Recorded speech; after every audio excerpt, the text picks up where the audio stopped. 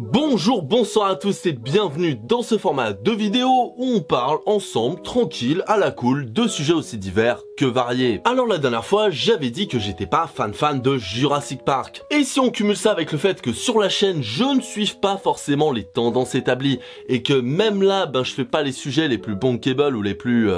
mis en avant, et qu'en plus, même dans les sujets de niche, je suis pas forcément d'accord avec tout le monde, genre typiquement j'adore le rock, et dans les groupes de rock, mon préféré, c'est Sum 41, et c'est pas forcément le préféré de beaucoup de gens, et qu'en plus, dans Sum 41, mes albums préférés, c'est l'album préféré de pas grand monde en fait, enfin, Dorclas Heroes, c'est pas l'album préféré de beaucoup de gens, et que les albums que j'aime le moins, c'est les plus populaires. Est-ce qu'on peut dire, avec tout ça, en prenant tout ça en compte, que je suis quelqu'un de marginal? Pour moi, la réponse est plutôt évidente.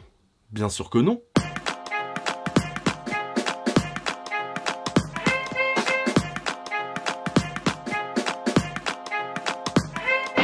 Alors, on va se mettre d'accord tout de suite. La marginalité n'existe pas.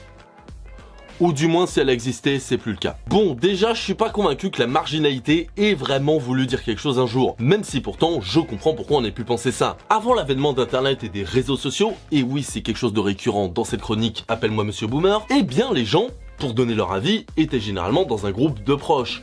À la rigueur, le collègue, le lycée, l'étude, tu vois, tout ça. Mais c'était très rare, à moins que tu sois une star ou un journaliste ou quelque chose comme ça, que tu puisses donner ton avis à la face du monde.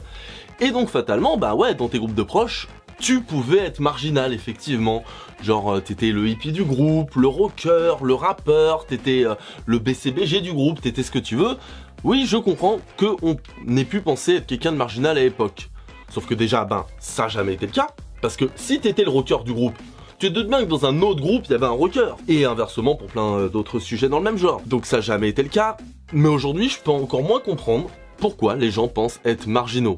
Parce que avec internet, les réseaux sociaux, toutes ces choses qui sont à la fois si merveilleuses mais si destructrices, oui, j'ai failli me foirer sur destructrice, voilà, comme là, et bien avec tout ça, je comprends même pas comment on peut penser être vraiment marginal. Enfin si, je le comprends. C'est humain, c'est une question de fierté, d'ego, on ne veut pas être un mouton, on ne veut pas ressembler à tout le monde, et on veut tous avoir ce petit quelque chose, en tout cas en France, parce que dans d'autres pays, au Japon par exemple, c'est pas la même chose, mais on veut tous avoir ce petit quelque chose qui est à nous, qui nous ressemble. D'ailleurs, il y a eu des études qui ont été montrées, qui ont montré ça, que le fait d'appeler quelqu'un par exemple, alors j'ai pas du tout les sources, tout ça, t'as qu'à me croire sur parole ou pas, c'est comme tu veux, mais en gros, appeler quelqu'un le gros, ou tu sais un surnom en rapport avec son poids par exemple, même si ça lui fait du mal, ça va pas l'amener à changer de poids, tout simplement parce que dans sa tête, il est le gros. Parce qu'il s'est identifié comme le gros. Vous l'avez identifié, enfin vous, je t'accuse pas, t'inquiète. Il a été identifié comme le gros, et donc il a sa personnalité, il a son truc, et donc il va pas vouloir changer. Alors évidemment il y a plein de contre-exemples, mais c'est une étude, ça vaut ce que ça vaut, mais dans l'idée c'est ça, c'est que on veut tous être reconnus pour notre petit quelque chose. Et je comprends, moi-même, j'aime être reconnu pour mon petit quelque chose, c'est humain, mais il faut quand même être conscient qu'on sera jamais totalement marginal. Tout ce que tu aimes, peu importe ce que c'est, que ce soit le film d'auteur le plus obscur, une collection de boutons à manchette, ce que tu veux, il y aura toujours quelqu'un dans le monde qui aura la même passion que toi. T'as qu'à être le mec le plus fort que tu connaisses à Smash Bros, à la danse, à ce que tu veux. Il y aura toujours un japonais, quelqu'un dans le monde qui sera meilleur que toi. Peu importe ce que tu feras, il y aura toujours quelqu'un qui te ressemblera, qui sera meilleur tout le temps. Et c'est pas grave. C'est pas grave parce que tout simplement, c'est la vie, c'est normal. Et peut-être qu'il est meilleur à toi que ça, mais toi t'es meilleur à lui que ça. Et puis on n'est pas dans un concours de méritocratie. D'ailleurs un jour peut-être qu'il faudrait que je fasse une vidéo sur la méritocratie parce que ça mérite quand même son sujet. En fait, de mon point de vue, faut accepter une réalité très simple. C'est soit tout le monde est différent, soit personne ne l'est. Parce que oui, on a tous nos petites différences, ce qui fait qu'on est tous uniques, tel un flocon de neige. Même les frères jumeaux, même les siamois, ce que tu veux. On est tous différents, donc on est tous pareils, vu qu'on est tous différents. Alors là, tu vas me dire, oui, il utilise une technique de figure de style pour nous entourlouper. Non, je le pense vraiment, genre, non, on est tous différents, effectivement, mais on est tellement nombreux déjà sur Terre, et encore une fois, avec la mondialisation, Internet, tout ça, fatalement, il y a des goûts qui vont se connecter, c'est logique. Donc faut accepter le fait que soit on est chacun d'entre nous l'être le plus marginal, le plus à part du monde, ou soit aucun d'entre nous ne l'est. J'ai foiré ma phrase, je le referai pas, parce que je suis marginal. Et encore une fois, c'est totalement humain de vouloir se sentir différent, de vouloir se sentir soit être quelqu'un d'unique, c'est totalement normal. Mais à force de vouloir être différent, à force de vouloir avoir sa propre marginalité, sa propre personnalité, surtout encore une fois à l'époque d'internet où tu vois fatalement que t'es pas le seul connard du monde à aimer Sum 41.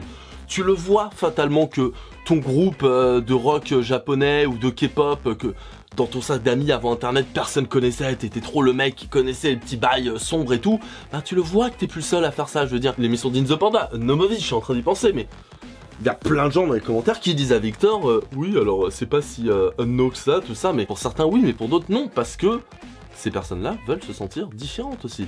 Et c'est normal. Et du coup, bah, il y a des gens qui se forcent à être différents, tu le vois beaucoup sur Twitter évidemment, hein. Mais en mode, ils veulent absolument afficher leur différence, leur...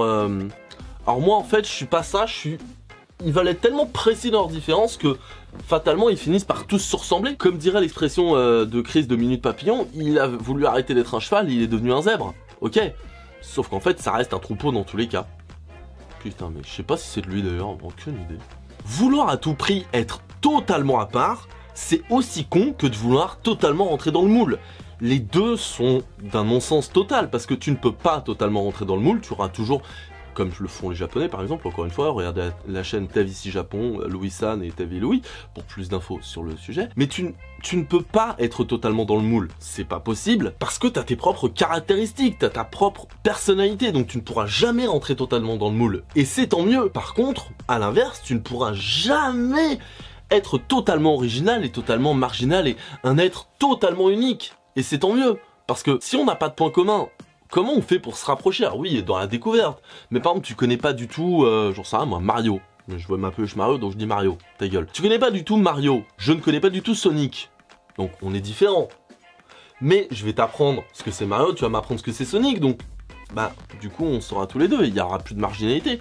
Donc, être 100% marginal ou 100% dans le moule, ça sert à rien. Ça sert à rien et j'ai même envie de dire, bah, ça peut être dangereux de vouloir être absolument dans le moule. Ben, t'es pas heureux, tu t'exprimes pas sur ton vrai toi, ce que tu voudrais être, sur tes propres envies, et donc tu meurs petit à petit dans l'indifférence la plus totale, parce que bah, les gens s'en battent généralement les couilles des gens dans le moule, parce que bah, beaucoup trop fade. Et inversement, à vouloir trop être marginal, tu peux te brûler les ailes, te couper totalement du monde, te couper totalement d'expériences que t'aurais pu vivre. Genre par exemple, tu sais, quand t'es ado, t'aimes bien être ouais, un peu différent, pas dans la norme, ou au contraire totalement, et ça se voit beaucoup au niveau musique. Dans le sens où, soit tu vas adorer tout ce qui est à la mode, Britney Spears pour l'époque, Nakamura aujourd'hui, genre de truc, et tu vas être à fond, genre, oh, Jaja, tout ça, ouais, yes, ou soit, ben, tu vas insulter en mode, ouais, non, c'est de la merde, c'est commercial.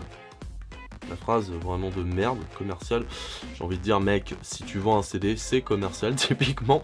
Enfin, j'ai compris qu'il y avait une certaine musique commerciale. Un jour, j'en parlerai peut-être. Et ouais, donc tu vas dire, ouais, c'est commercial ta musique. Moi, j'écoute des vrais trucs. Bon, alors que généralement, le mec, il va écouter des trucs tout aussi commercial, mais juste, c'est pas le même genre. Hein. Genre, je savais pas que Blink-182 et Booba, c'était pas commercial, par exemple. Désolé, pas désolé. Mais ça empêche que tu vas juger, tu vas être en mode... ouais non, moi j'écoute pas ce truc, machin. Et j'ai été dans ce cas-là, hein, quand j'étais ado, je ne pouvais pas blairer tout ce qui était musique urbaine, je voulais être au-dessus de ça. Et je me refusais, tellement j'étais con, hein, mais on l'a tous été d'une certaine manière, à m'ambiancer sur du Stromae. Dans le sens où, à l'époque, il y avait Allant en danse qui venait de sortir, et j'étais comme ça, ah ouais, le rythme il est bon, mais non, je peux pas. Des musiques ironiques même, Fatal Bazooka, je me refusais à le faire parce que j'étais trop con. Et il y en a beaucoup. Il y a beaucoup de gens qui font ça, tu vas te refuser de passer un bon moment, parce que c'est pas ton délire, parce que t'es original, t'es au-dessus de ça, parce que... Et je suis sûr qu'il y a plein de gens qui se forcent à pas s'éclater sur des trucs qui sont pas de leur délire. Et ce qui est marrant d'ailleurs, c'est que c'est souvent les gens qui veulent se la jouer le plus marginal, qui s'éclatent le moins à ce niveau-là, dans le sens où les gens qui soit s'en foutent ou soit suivent un minimum la mode, si ils kiffent, ils vont pas se poser la question de quoi machin. À la rigueur, ils vont dire ah mais c'est trop old school, en bien ou en mal, mais c'est souvent les gens qui veulent se donner l'air le plus marginal qui sont en mode non mais attends, je vais pas danser sur du Maître Gims quoi. Ou même t'as encore plus marginal, hein, les gens qui vont te dire non mais attends, Green Day c'est pas vraiment du punk, hein. Tu vois l'idée? Ou même non mais Orelsan, j'appellerais pas ça un rappeur. Tu vois ce genre de connard. C'est con parce qu'il se prive de plein de trucs. Il se prive de plein de trucs, encore une fois mon bonnet. Parce qu'à force de vouloir être différent, à force de tout ça, je me répète, mais bah on peut rater des trucs et on peut ne pas être soi-même. Ça qui est ironique, c'est que à force de vouloir être marginal, d'être différent, ce que tu veux, ben on en devient déjà banal. Banal dans... C'était typiquement le... Là, je viens de me rappeler, là ça a popé comme ça, mais c'était typiquement la mode hipster. C'était une mode. Genre au début c'était vraiment des gens hipsters pour leur truc, leur machin, je me suis pas renseigné mais je sais qu'il y avait un truc. Et ça en est devenu tellement une mode, bah déjà que les hipsters en eux-mêmes ont arrêté. La tectonique c'était ça à la base, c'était un truc, c'était pas à la mode, c'était un truc underground la tectonique à la base, mais c'est tellement devenu à la mode que les gens de la tectonique de la première heure ont renié. Pareil pour le punk, pareil pour plein de trucs. Et c'est dommage parce que bah s'il y a plein de monde qui kiffe, alors pour certains trucs ça vaut et pour d'autres non, mais bah ça peut être cool, on peut tous s'amuser ensemble, on peut tous faire des trucs, et si tu veux changer pour paraître mieux au regard des autres, ou pour paraître différent au regard des autres, c'est quand même dommage. Donc ben arrêtons.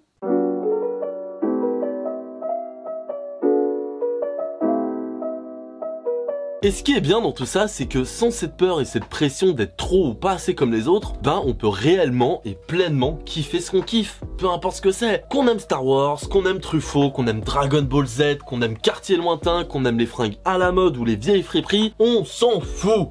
On se fait kiffer, on est nous-mêmes, et c'est le plus important. Du coup voilà, cette trilogie est maintenant terminée, parce que avec la vidéo sur la légitimité et Jurassic Park, ça faisait une trilogie, parce que les thématiques se ressemblaient pas mal quand même, on va pas se mentir. Donc pour ce format maintenant, je vais aller un peu à droite à gauche sur ce que j'ai envie de faire, ça peut partir totalement en vrille, sauf si j'ai l'illumination et je me dis ah mais tiens là ça fera un bon fil rouge et je referai un truc à fil rouge. Mais voilà, j'espère que la vidéo et le format vous ont plu. Dans tous les cas, ben n'hésitez pas à me dire vos avis dans les commentaires, surtout sur ce format. Oui, je le referai pas, ta gueule.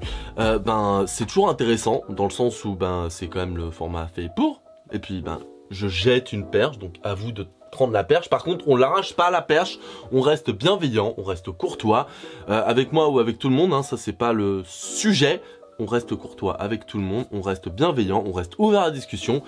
Et je pense que ça devrait bien se passer. On pourra même peut-être s'apprendre des trucs. C'est pas beau ça? Et puis ben si t'as aimé la vidéo, n'hésite pas à t'abonner, liker, partager la chaîne, partager la vidéo, surtout, ça me ferait très plaisir. La petite cloche, faire découvrir mon travail, tout ça, ce serait vraiment très cool. Et en attendant la prochaine fois, passez une excellente journée, /soirée, insérez votre espace-temps. Pouf, je viens de tourner 2 vidéos d'affilée, je sais pas si ça se voit, mais alors mon esprit là il est en mode gruyère.